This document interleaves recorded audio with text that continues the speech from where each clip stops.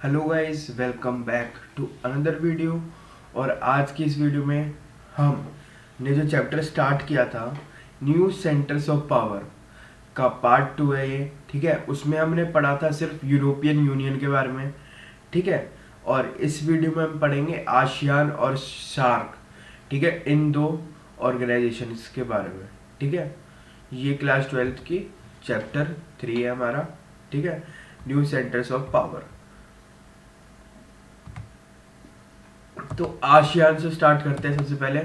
तो आशियान, तो सबसे पहले तो इसकी फुल फॉर्म देख लेते हैं, association of south east Asian nation. ठीक है, ये है इसका फुल फॉर्म। ठीक है, उसका इस ये फाउंडर कौन थे इसके? इसके फाउंडर थे Indonesia, Malaysia, Philippines, Singapore and Thailand. ठीक है, आप मैप में देखो तो ये सारे एक तरीके से बिल्कुल अगल बगल वाले देश हैं। ठीक है, उसके बाद ये फाउंड कब हुआ था? 1967 अगस्त में। ठीक है, और कौन सी ट्रीटी के अंदर हुआ था? Bangkok declaration. ठीक है, ये वो था घोषणा पत्र। ठीक है, बैंकॉक डेक्लेरेशन के अंदर ये बना गया था। ठीक है, और इसका मेन मोटिव क्या था? To accelerate the economic development of its member states. ठीक है, accelerating economic development of member states. ठीक है, और to achieve goal and cultural development. ठीक है, उनका जो सोशल और कल्चरल डेवलपमेंट। ठीक है, रीजनल पीस एंड स्टेबिलिटी। ठीक है, उसके बाद following the laws and rules of UN. ठीक है, एक ये भी रीजन था। ठीक है, कि जितने भी लॉज हैं यूएन के, ठीक है, वो भी बनाए, वो जो है ना, सब फॉलो करे। इसलिए भी इसको बनाया गया कि जो है ना, ये सुपरवाइज करेगा सबको। ठीक है, ये देखेगा। अब हम बात करते हैं आशियान स्टाइल की या फिर आशियान वे की। ठीक है, it is a form of interaction that is informal. ठीक है, ये एक तरीके की इंटरेक्शन है जो कि इनफॉर्मल है।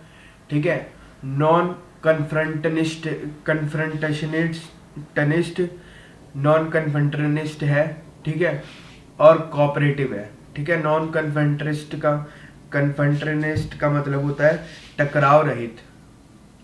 ठीक है, बिना लड़ाई हुए। और कोऑपरेटिव है, ये आपको पता ही होगा, ये है आसियान स्टाइल। उसके बाद 3 पिलर्स है आसियान के। ठीक है, पहला है सिक्योरिटी कम्युनिटी, दूसरा है इकोनॉमिक कम्युनिटी, उसके बाद तीसरा है सोशियो कल्चरल कम्युनिटी। ठीक है, तो सिक्योरिटी कम्युनिटी का मतलब है not to carry territorial disputes to military confrontation. ठीक है, कि जितनी भी टेरिटरी वाली लड़ाई हो रही है ना, ठीक है, वो वहीं खत्म हो जाए, मिलिट्री कन्फ्रंटेशन तक ना पहुंचे। ठीक है, उसके बाद economic community to create a common market and production base. ठीक है, एक कॉमन मार्केट बनाना और उन सब के लिए प्रोडक्शन बेस। उसके बाद socio culture to promote dialogues and cooperation rather than confrontation between Asian country. ठीक है, मतलब प्रमोट किसको करना है? बातचीत को और कॉपरेशन को। ठीक है, जो जितने भी लड़ाई के मुद्दे हैं ना, वो कैसे हल करेंगे? बातचीत से या फिर कॉपरेशन से, rather than confrontation between the countries. ठीक है, ये है हमारे और वो 3 पिलर्स ऑफ आसियान। उसके बाद आसियान रीजनल फॉर्म। ठीक है, ये एस्टेब्लिश कब हुआ था? 1994 में, with the objective of harmonising the security and foreign policies of countries. ठीक है, उसके बाद आसियान फ्लैग। आसियान फ्लैग मैंने डाला नहीं है, आप देख सकते हो एनसीईआरटी में, वो रेड कलर का होता है।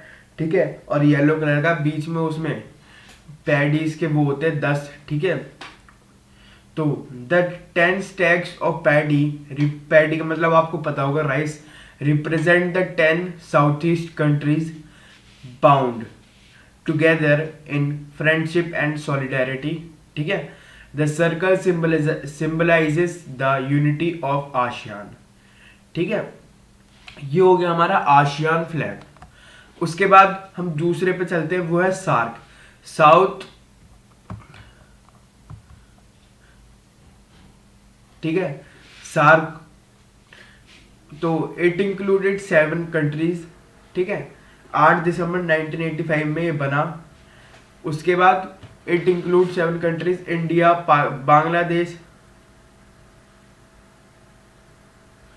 बांग्लादेश,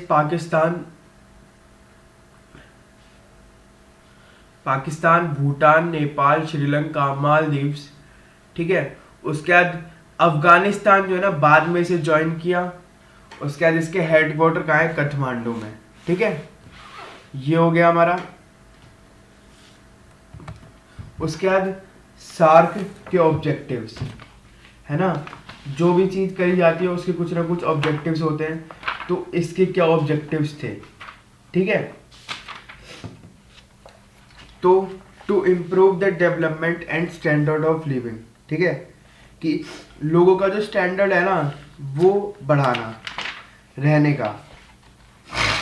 एक रीजन ये था शार्क को बनाने का, ठीक है। उसके बाद डेवलपमेंट ऑफ सेल्फ रिलायंस, ठीक है, मतलब आत्मनिर्भरता को बढ़ाना, ठीक है। लोगों को, जितने भी देश है ना उसके मेंबर, उसको आत्मनिर्भर करना। उसके बाद इकोनॉमिक डेवलपमेंट, ठीक है, जितने भी उसके मेंबर हैं उन सबका इकोनॉमिक डेवलपमेंट करना।